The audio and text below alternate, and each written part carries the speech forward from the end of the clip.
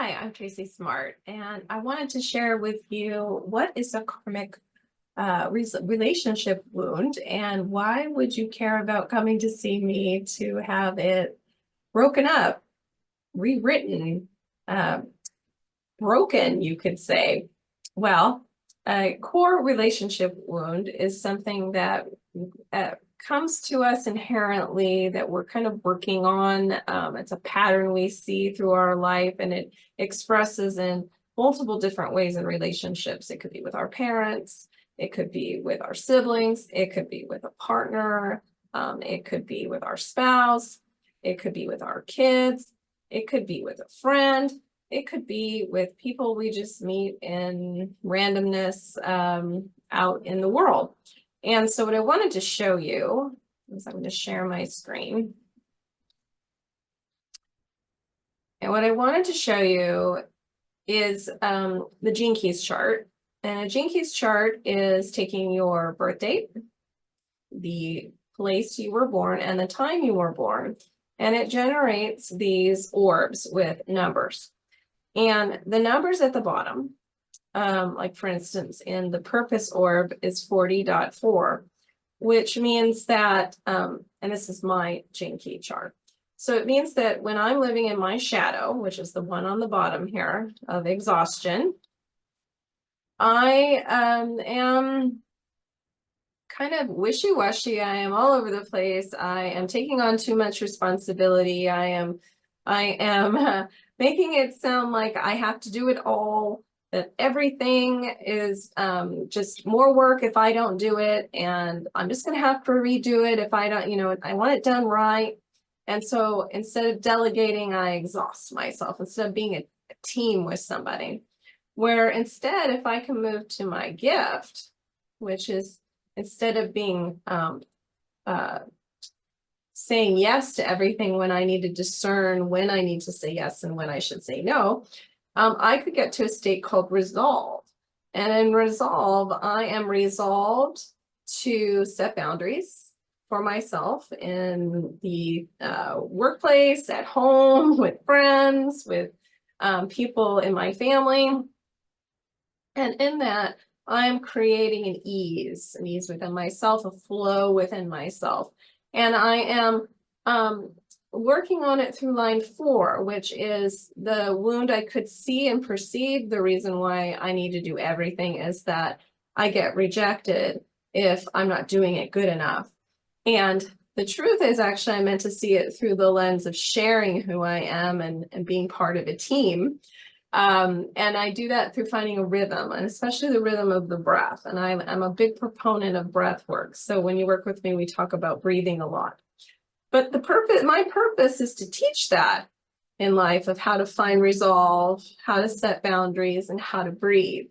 But my karmic relationship room is this orb of attraction.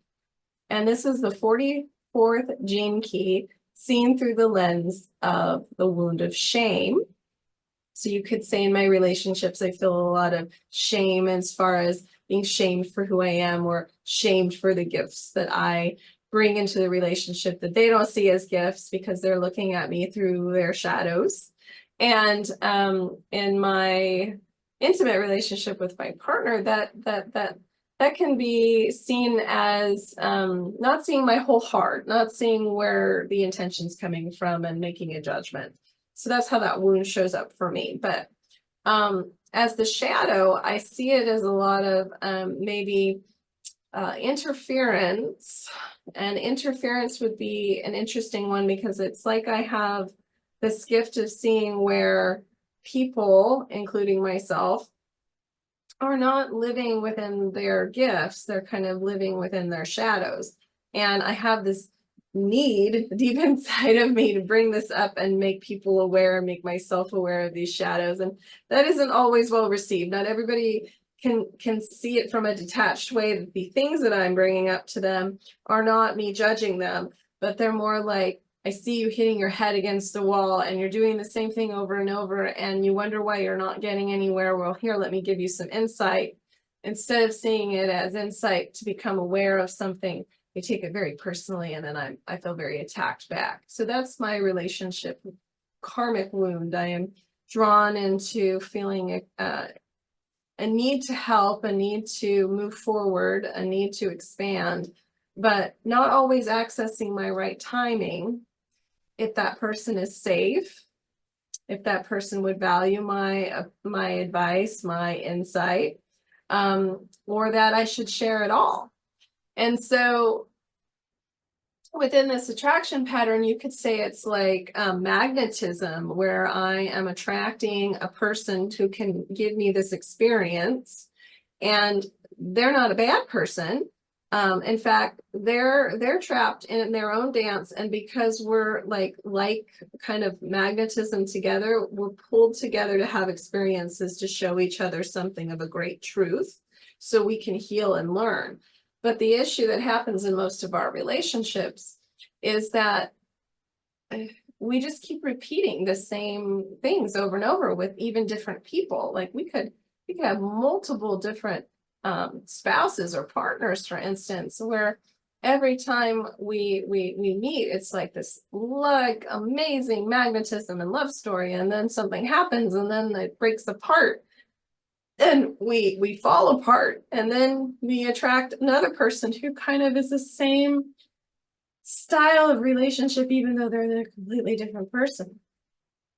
So karmic relationship healing is about using my tuning forks to, and it will be through that lens of the fork of whatever number is after the dot. So if you have a 3 like me, we're using the gold fork, which is breaking up shame and rewriting. And what we do is we scan through your body, we find resistance, we let the fork break it up.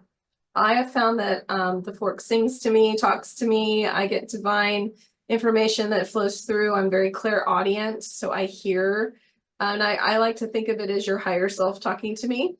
Or you could say I read the karmic, the book, the Akashic record of everything and anything that is in the field for us to know when we ask a question. And I'm a big proponent of asking questions and inquiring, and in that we find truth. So I always ask a lot of questions in our sessions to bring awareness and pull out things that you have buried or maybe are very aware of in life but never connected the dots. And we breathe, we do a lot of breathing, breathing out these feelings that are trapped that we hold within us, or even feelings that some of us we don't hold within, but they're there, but we project out, and we cause a lot of just turmoil within our relationships and what we say or how we say it.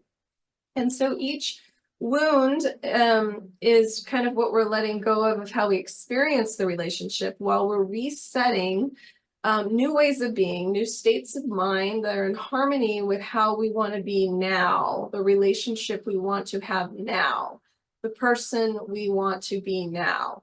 And we're resetting the subconscious mind, the unconscious mind, and the conscious mind to all be in harmony, to all be as one that's connected through the heart. And your heart is like where everything must pass. And when we're wounded and we feel hurt by our relationships, especially, we kind of guard our heart. We kind of close it down, or there's cracks in it, and it's not letting all of the information flow in its highest and best interpretation and perspective. In fact, it's almost like we're kind of constricted and closed down. And so we look at like all of the relationships that we've had in our life and these patterns that are on like kind of like replay ever so often in loops. They kind of form all this knottedness within our heart, within our body, within our consciousness and mind, and we have to unwind it. We have to kind of find all the loops and patterns and how it's all kind of condensed together, and the fork helps us do that. So I don't have to go in knowing anything about you, anything about your relationships. We will learn each other as we go along, but the fork tells and brings us things up that I could never know about you, which is what makes it really personal and helps that connection form, that this truth is coming through that's there to show you a bigger perspective, a different way to think about it, and that it's okay to let go of all the times you were hurt. and that can end. It's like saying, I've decided that I've experienced this enough. I am taking what I've learned from it. I am taking the gratitude from all of my experiences of what I've learned that has helped me expand. And I am ready to move on. And that's what karmic relationship healing sessions are all about. It's about kind of ending a pattern, setting a new intention for how we want to move forward, and letting go and surrendering the past and being more present in the now so that we can meet people on an everyday basis and be present with them in this now, and not be kind of judging them or forming opinions from our past relationships with other people, or even things that we have happened in the past with them. It's like a clean slate. It's like seeing them for who they really are in this moment now. You know, I think that there's this interesting thing that happens where we think that we're able to move on and forgive and allow to forgive and forget. But unless we like take these wounds out and we look at them and we bring them up and we bless them and we thank them for what they have shown us and what we're ready to move into now, there isn't a way that we actually truly do forget.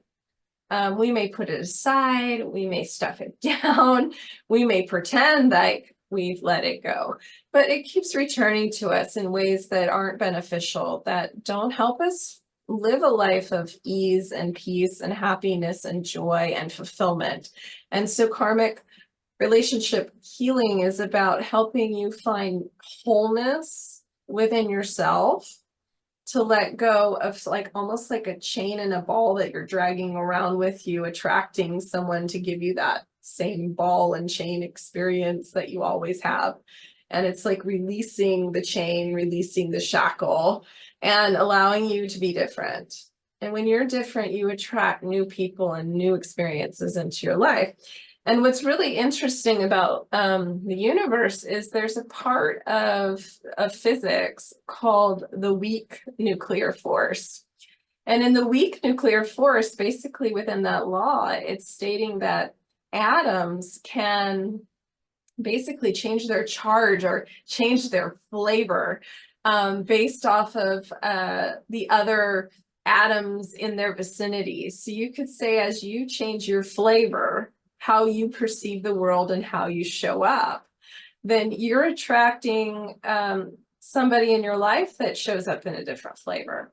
But what's really where it gets interesting is you could go home and you could be with your spouse, and because you're different, they will have a different flavor. They will experience themselves differently. It's like allowing them to be different. You working on you allows a pattern to break for them too, because you're no longer in the dance that you've always been in. So that's why I really love karmic relationship healing, because it allows you to go back into the current relationships you have and see them for what they really are. See if you can move forward, see if you feel different and the other person is different, and you can have something that is completely new. It helps you resolve a lot of things.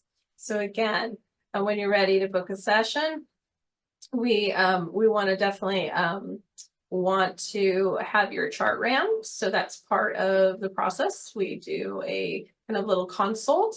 We talk about what would be the best way to start. We want to run your charts because we want to know kind of what different lenses are you seeing your world through, and what is that relationship, and how does it also affect everything within your life.